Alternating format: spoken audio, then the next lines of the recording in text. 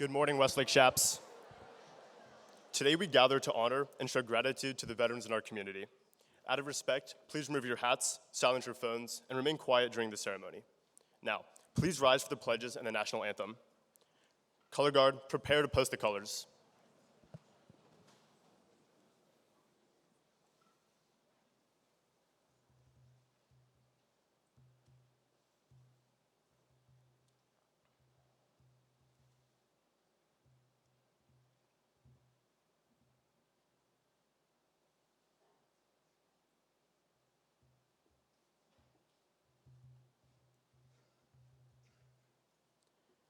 Color Guard, post the colors.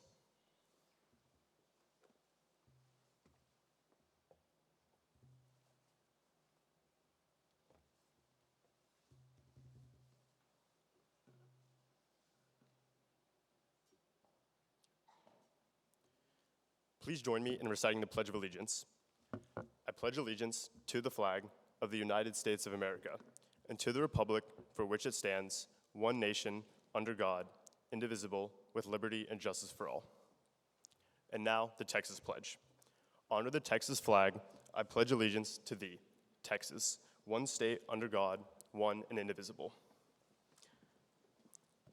Please remain standing for our national anthem, the Star-Spangled Banner, performed by the award-winning Westlake Madrigals.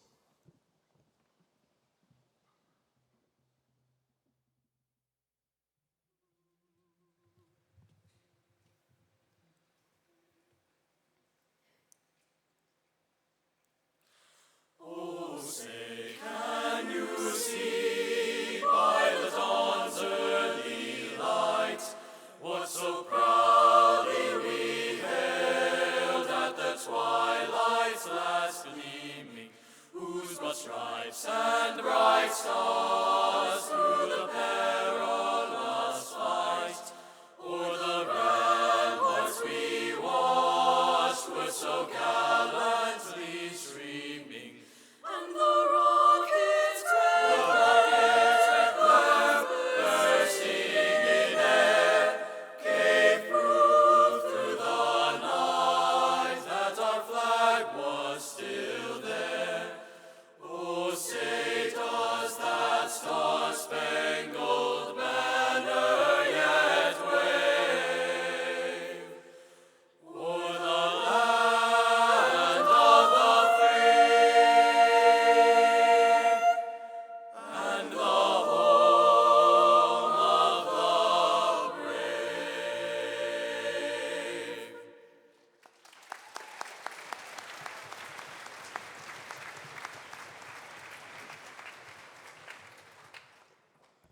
Color Guard dismissed. Thank you. Please be seated as we welcome Westlake High School Student Body President, Laura Narvaez, for some opening words.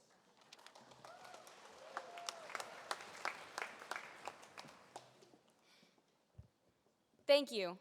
Today, we honor Veterans Day and show our gratitude to all who have served in the U.S. military. This day recognizes their courage, dedication, and sacrifice. We honor the bravery, commitment, and selflessness of veterans and the ways they protect our freedoms, support their communities, and serve others. Take a moment to think about the people behind every uniform and consider how you can show your appreciation for their service today and every day. Over the past week, Student Council asked students in the Commons to share the military values they live by and how they think veterans can be honored. Watch this video, reflect on the perspectives shared, and consider your own ways to show gratitude for those who have served. Some comments are accompanied by clips from Discovery Education's Voices of Us, Why We Serve, offering additional insights into Veterans Day and the motivations of those who serve.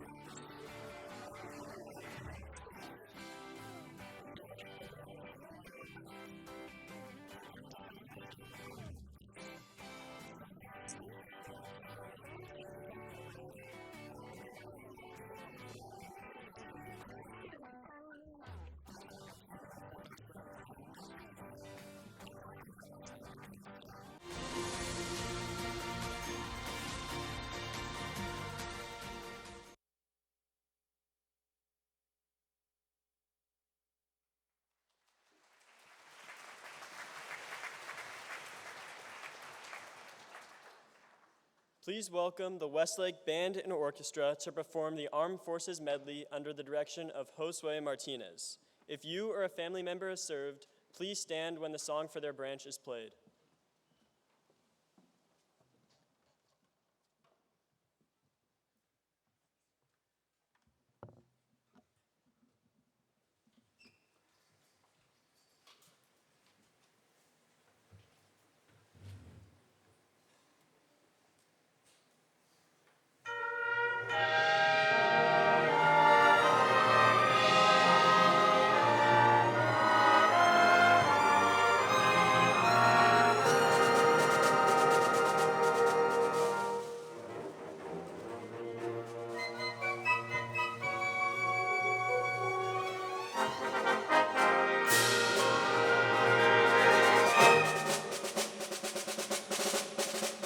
The United States Army.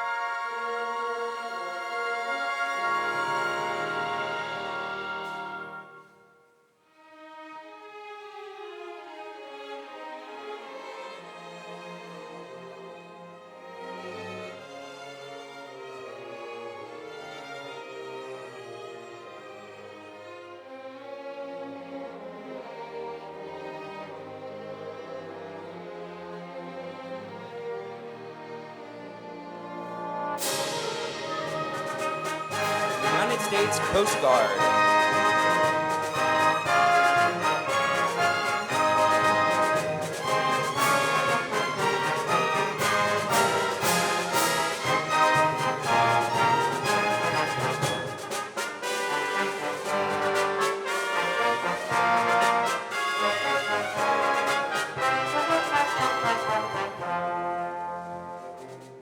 The United States Marine Corps.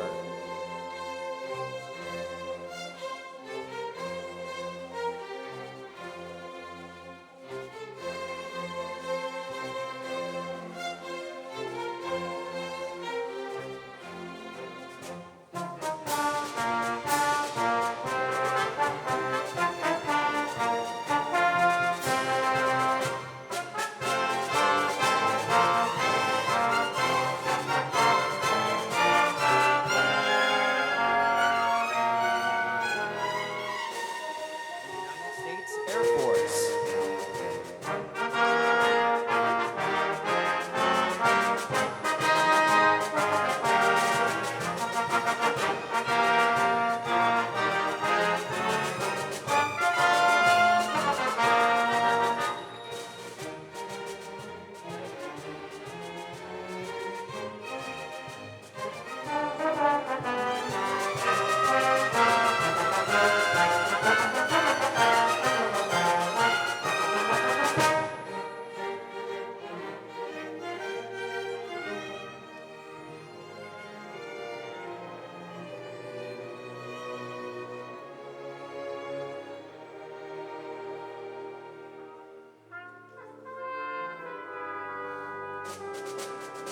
The United States Navy.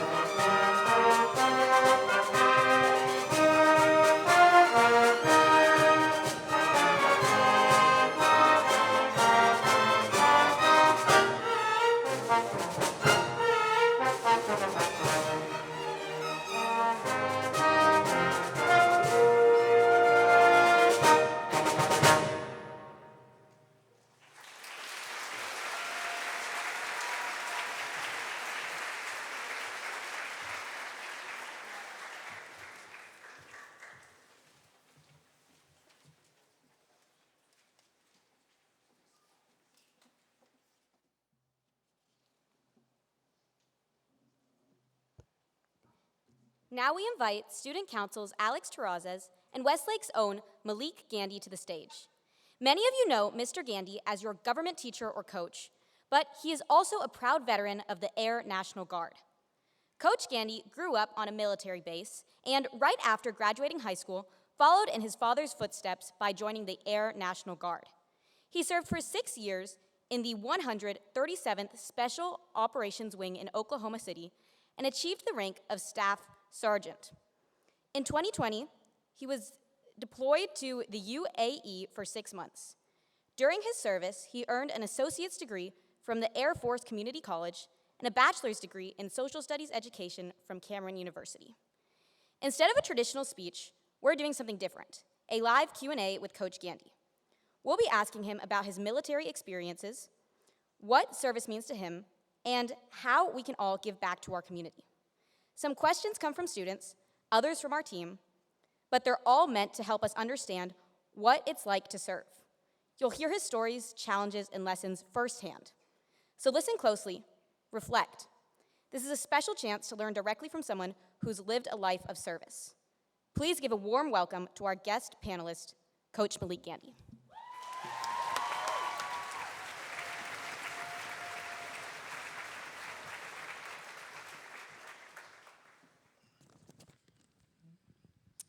Good morning, Coach Gandhi, and thank you so much for being here. Let's get started from the beginning. Why did you decide to join the armed services? Thank you for having me. So growing up, my dad was in the Army, and a lot of my life I kind of watched him serve, as well as moved around with him a lot. And so he served as a little bit of an inspiration initially, but then also after I graduated high school, I wasn't really sure what I wanted to do with my life. And so I saw joining the Air Force as a good opportunity to be able to go out and see the world while also serving my country and get experiences that I would remember for a lifetime. Yeah, that's awesome. That's so great that you decided to do that instead of just pursue a college education or something like that. And once you made that decision, what was your military occupational specialty or MOS while serving? So my MOS was labeled as services. There's about 6 different jobs that fall under it, whether it's working in food service, as a mortuary affairs officer, in a gym, doing lodging for our base, or any of those kind of things. So there was a lot of different jobs that fall under it. And then which one was your job? So my primary job was I served as a recreational facility manager. What that means is I kind of ran all the fun things that happen on our base. And so any distinguished visitors or guests that came on the base, I kind of ran that operation, as well as I set up any concerts or any special occasions. I would kind of prep for that and run that for my base.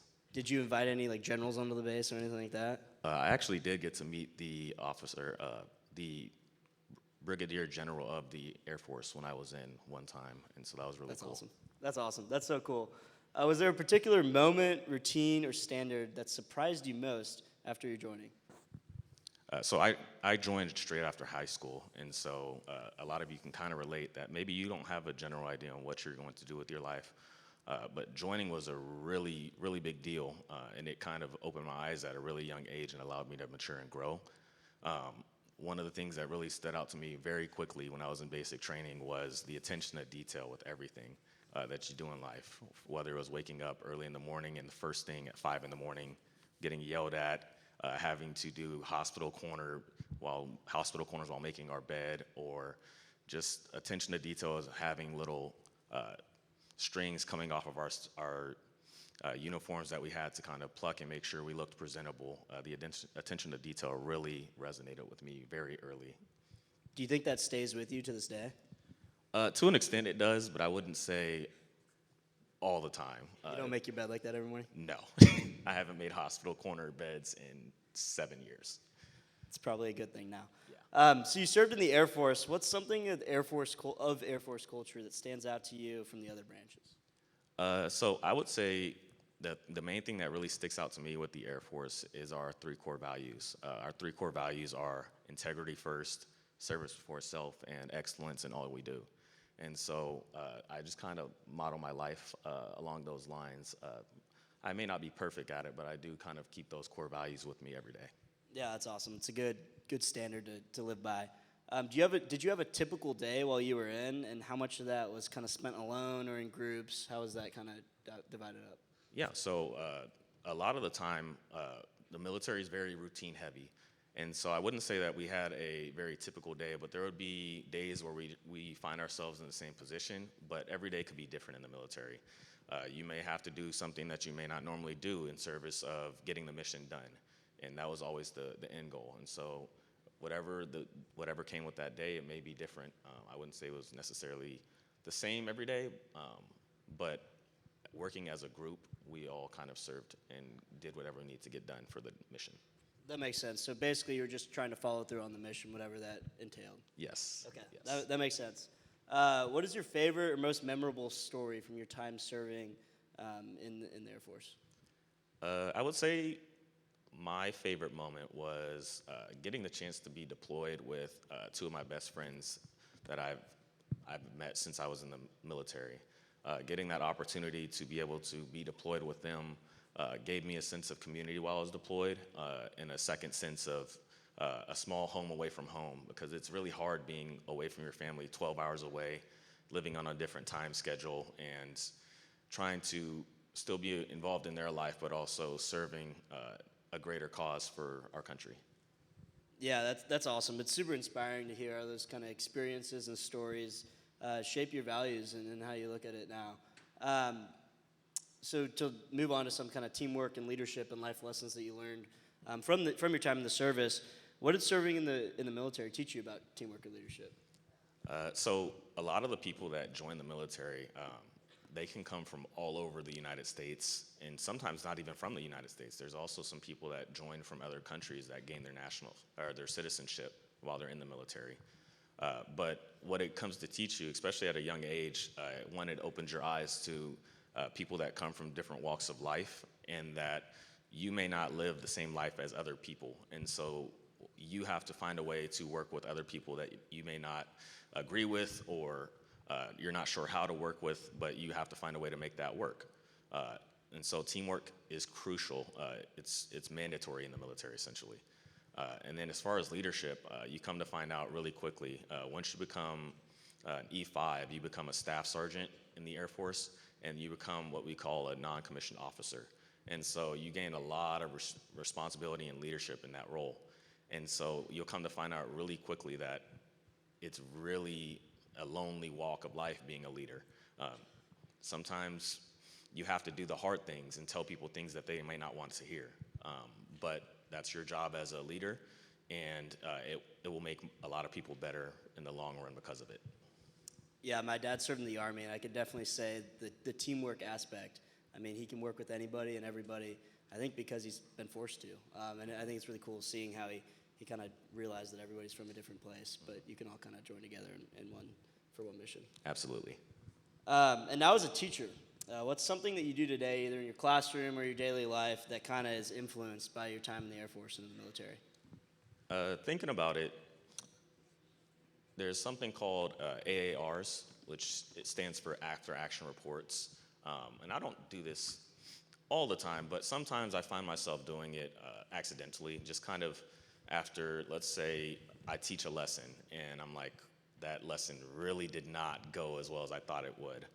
Just taking a moment to be able to kind of take a step back and analyze what was good with it, what was bad with it, what can I fix, what can I tweak, and that can happen from class to class, or that could happen at the very end of a day. The same thing kind of applies in my role of coaching too. Like, how did the drill go? Did I get accomplished what I wanted for our team to get accomplished? And I kind of carry those things with me. So after action reports. Do those kind of like self-evaluations, do they help, do you think, like your improvement and your growth and like, your better coaching or being a better teacher and making your lessons more engaging or something like that? Absolutely. I think just having that self-reflection can be huge for yourself in the short term and in the long term, and they make me a better teacher, a better coach, and even just a better person in how I can carry myself and how I can impact people. Yeah, that's awesome. That's a really good, I think, skill and thing to kind of take with you. I think we can all probably use a little bit of a self-evaluation after we do some things, and I think that can definitely help. So moving on to some of like civic duty and citizenship that we can kind of bring back after your time of service.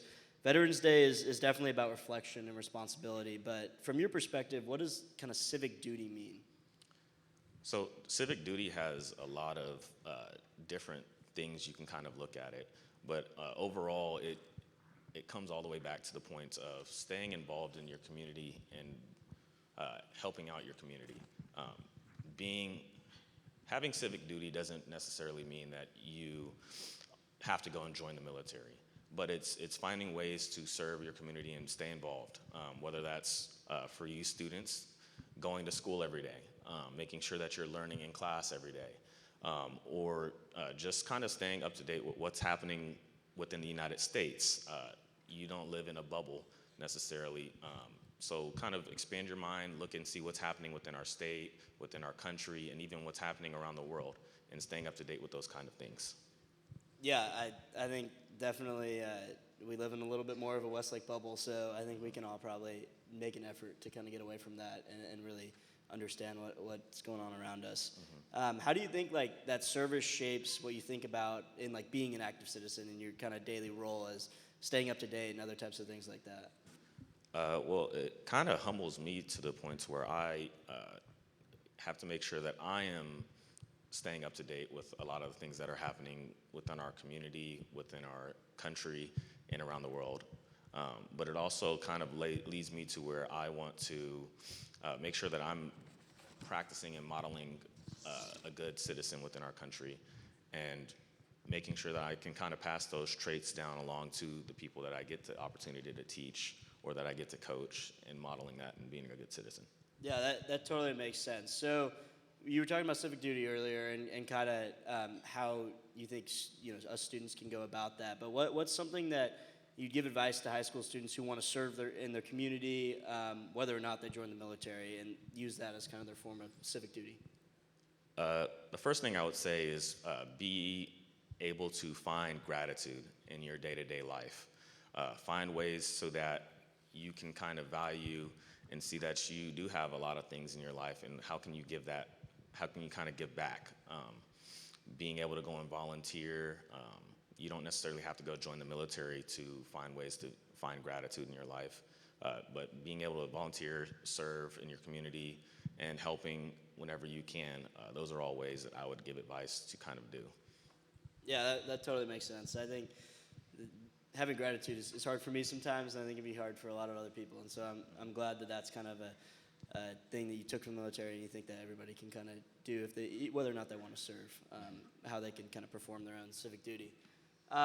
We have some questions that the students asked on the video, and one of them, or I guess they weren't shown on the video, but one of them was, what kept you going during your hardest times of service? So I would say the most challenging time that I faced while I was in the military was being deployed. It was my first time being away from my family, and I'm really, really big on being close to my family, communicating with my family. And so what I would say kind of kept me going is knowing that, one, I had my small community that was deployed with me, and we were all in the trenches together. But two, also knowing that I was serving a greater purpose in protecting the freedom of millions of people here in the United States, and that I wasn't doing it for a small cause, but also a very large reason. And so kind of keep that in the back of my mind while I was away from home. I think that's probably one of the coolest missions you can have, is kind of having that, yeah, like you're serving it for the country, for millions of people. That's amazing. Well, we thank you so much for your time. Thanks for sharing everything with us, and your words really do remind us that service doesn't always have to be wearing a uniform, but it can be something that we can do every day that we're here, every day that we go to school, everything like that. Let's give Mr. Gandy a huge round of applause, everybody. Thank you.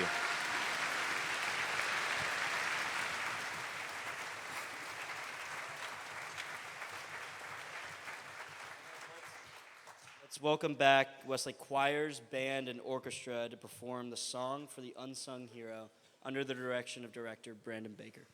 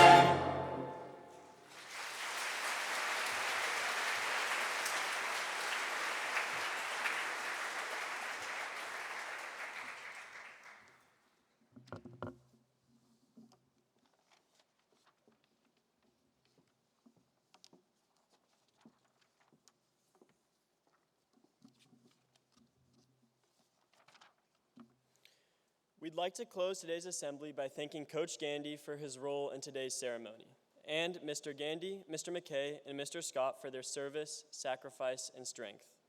We're grateful for the example you set for students on our campus. To you and all other veterans in the Westlake community and beyond, thank you. We honor your service and hope to carry our gratitude with us today and every day.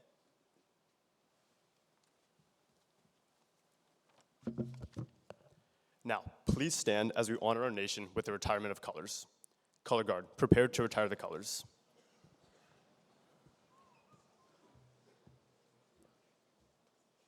Color Guard, retire the colors.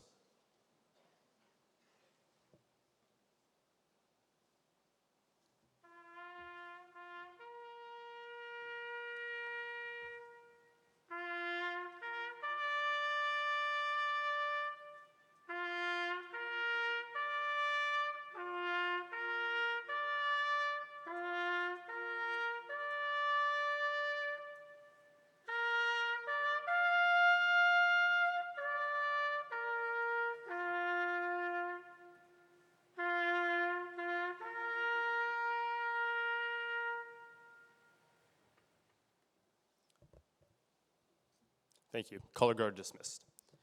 This concludes the 2025 Westlake High School Veterans Day Assembly.